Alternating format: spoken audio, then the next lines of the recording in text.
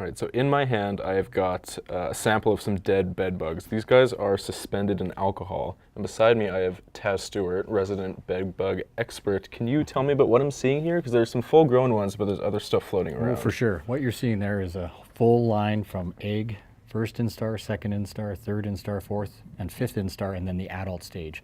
And they range in size from 1 millimeter to the egg to the adults about 6 millimeters in size. And where are you finding them the most? Are these in like commercial spaces, people's homes, apartment buildings?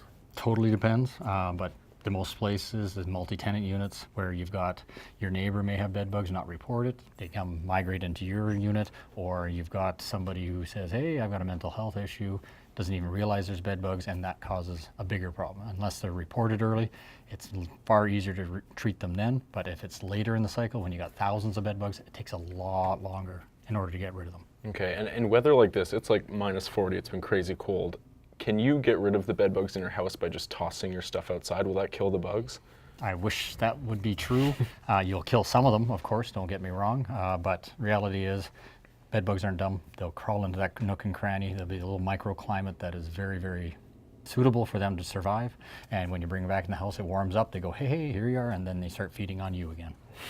And when I first walked in, I noticed this because I actually had no idea that you could treat bed bugs with an insecticide spray. So can you tell me about how this works? Yep, what that is, it's a contact spray. It's a pyrethrin product.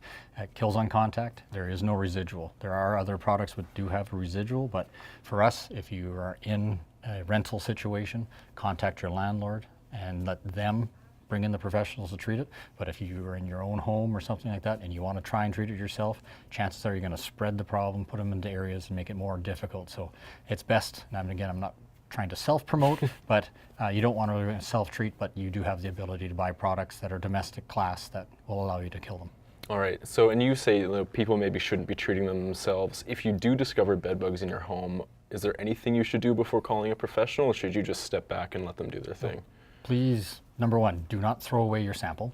That is key. Lots of people go like this, ooh, it's a bug, and throw it in the toilet or throw it in the trash or throw it down the sink. You want to keep it. Come in, get the positive ID. I've had people come into the office here thinking it's a bed bug and no, it's a carpet beetle larvae, it's a cockroach nymph, which again is a whole different issue. You don't want those in your house either. But you want that positive ID, and then we can provide you with a solution, information, and products if you want to treat it yourself, or we can come in and fix your problem for you. All right, and are numbers, in your opinion, getting bigger in Winnipeg? Is it becoming a larger problem? How are we doing on that front? Based on, again, our numbers, that's the difficult part. I can say for our company, yes, Winnipeg, based on population, we would be number one, but I can't tell you because I can say number one on our list could equal 500 doors that we treated at that time. And comparing to Brandon, Regina, Saskatoon, Edmonton, Calgary, and Vancouver, it's very variable. So it's all about knowing your data. Right. Yeah. All right, well, thank you so much for talking to me. This was very informative. I learned a lot. Appreciate it. Thanks. Thank you.